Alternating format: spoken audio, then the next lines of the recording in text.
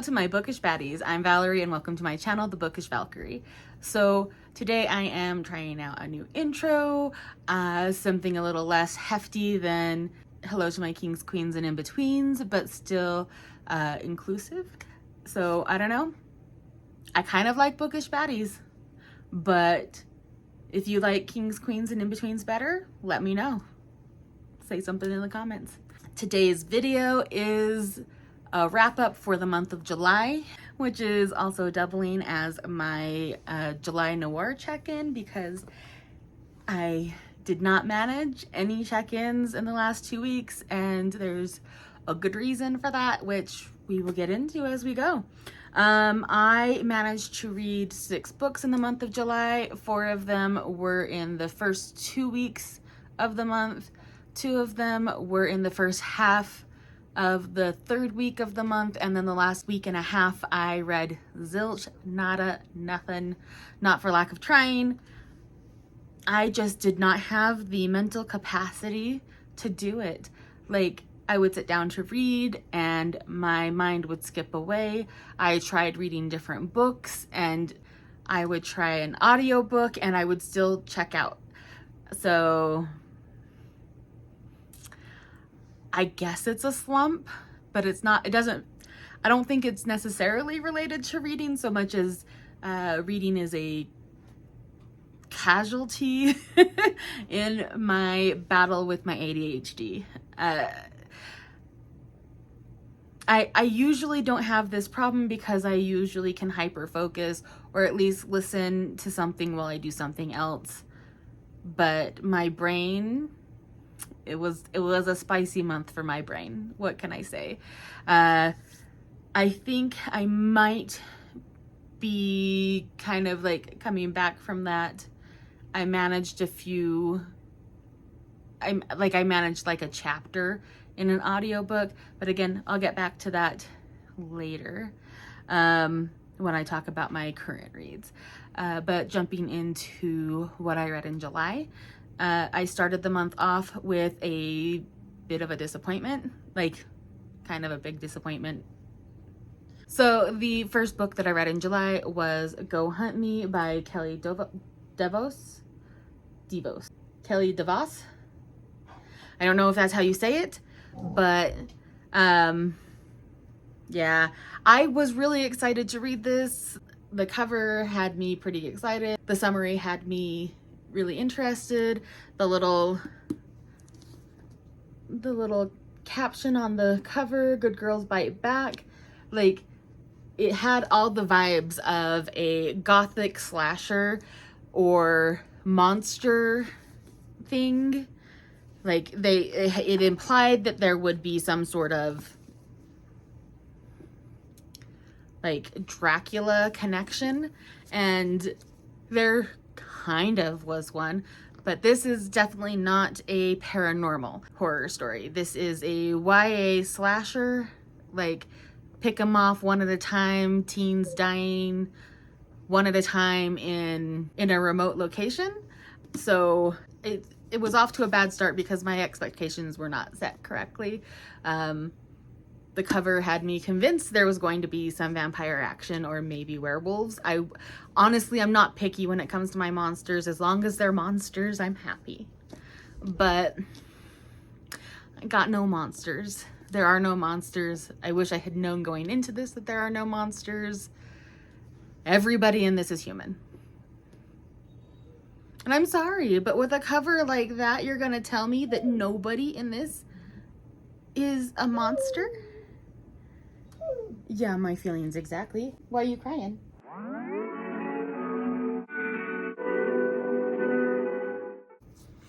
Okay, so basically the correct premise of this is that a group of teenagers are swept off to a remote castle in Europe, and it's supposed to be the castle that belonged to Vlad the Impaler, and and there is a movie star involved, and these kids are filming a movie as an application for film school. They're all seniors, and and ready to start their lives, and they are off to make their film, and it's supposed to be a feminist play on the Dracula story, the Bram Stoker's Dracula, like a play off of or in conversation with Bram Stoker's Dracula. It had a lot of good ideas. Even once I realized that it wasn't going to be any kind of paranormal, I could have got behind it. But I don't know, I feel like the twist wasn't twisty enough. There wasn't enough. Basically, it just wasn't that scary. There wasn't anybody that I was rooting for. I was perfectly fine with everybody dying.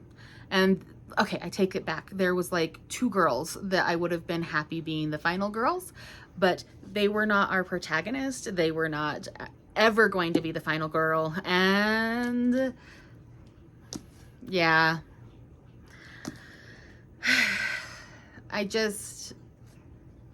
it fell flat for me. It was a book that exists. I do think that if I had read this as a teenager, it might have had a bigger impact on me.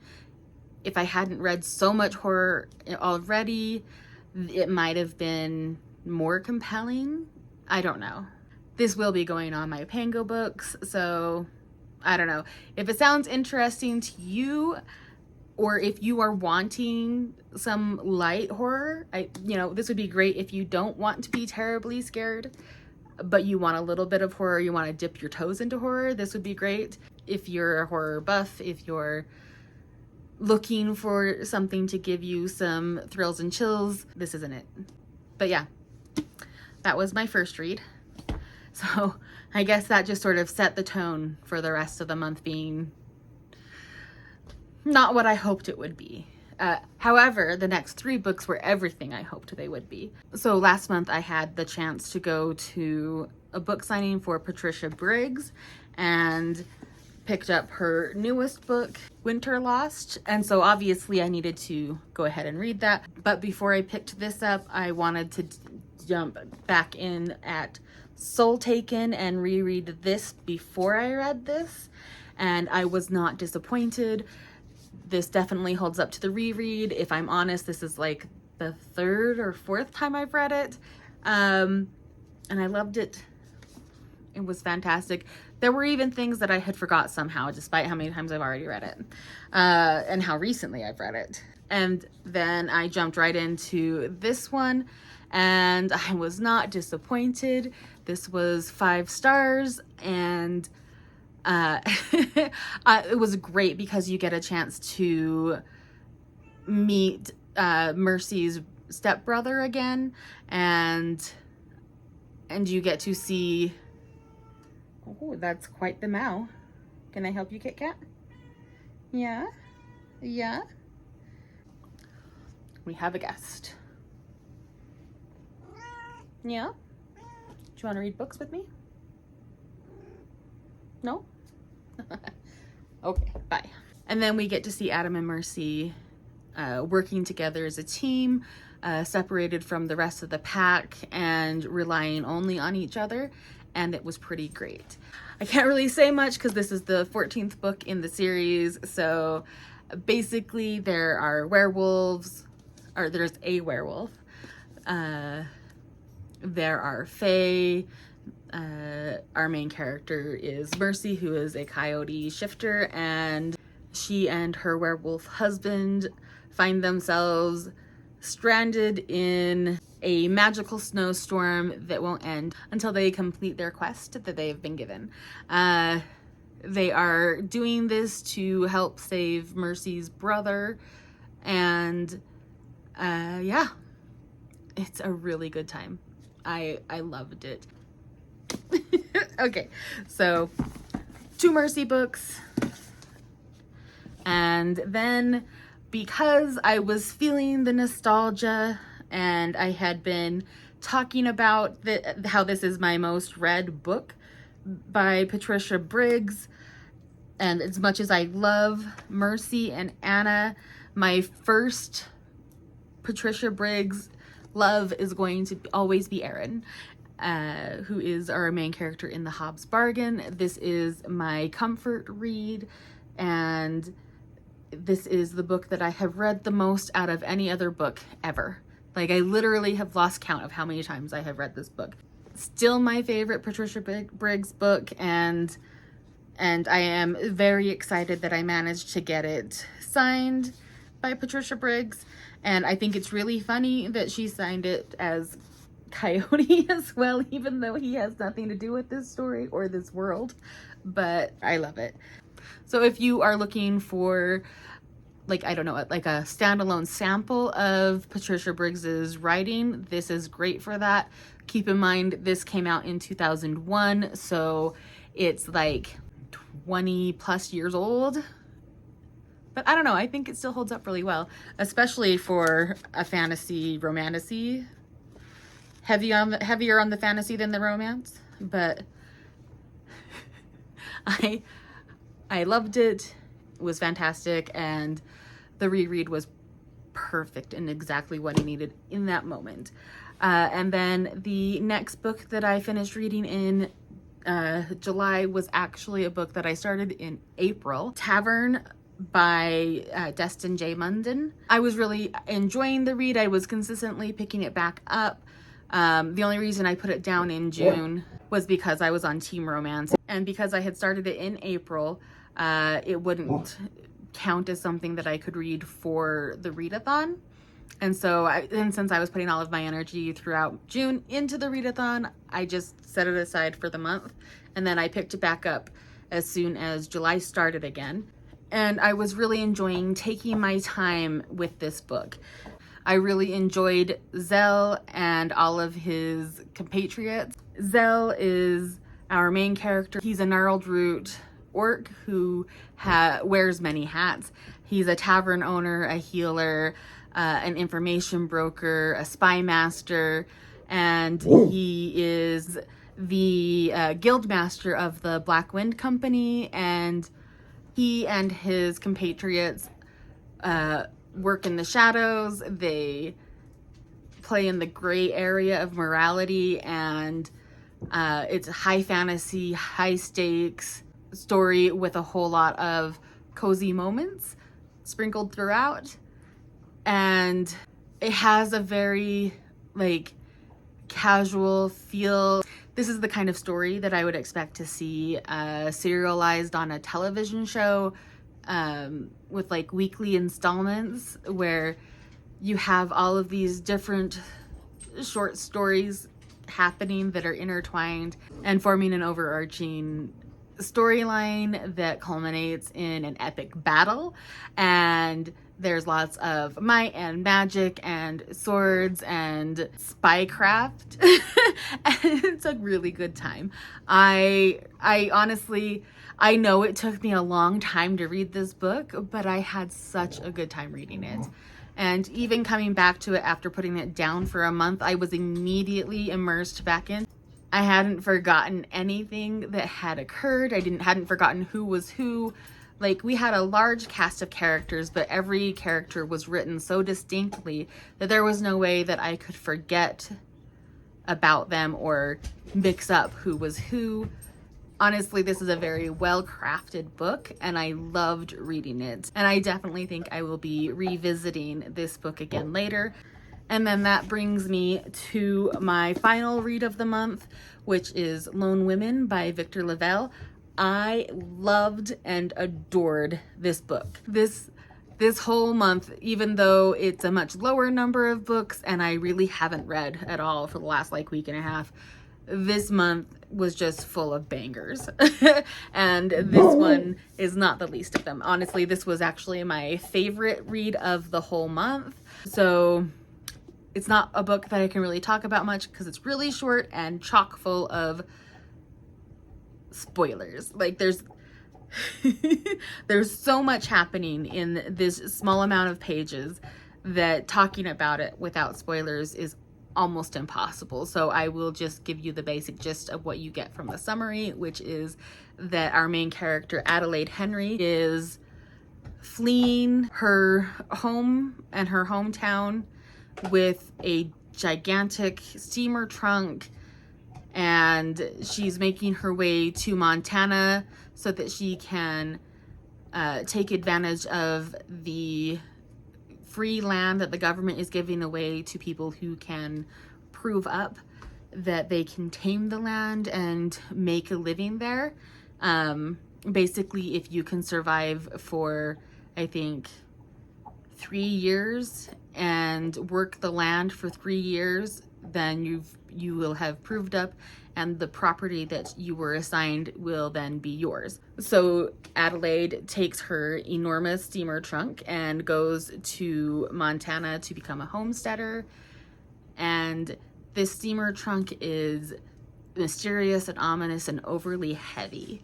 And every time, and she tries so hard to keep that thing locked up tight, because anytime that the trunk opens, people around Adelaide start to disappear. That is the most that I can say about this without spoiling anything.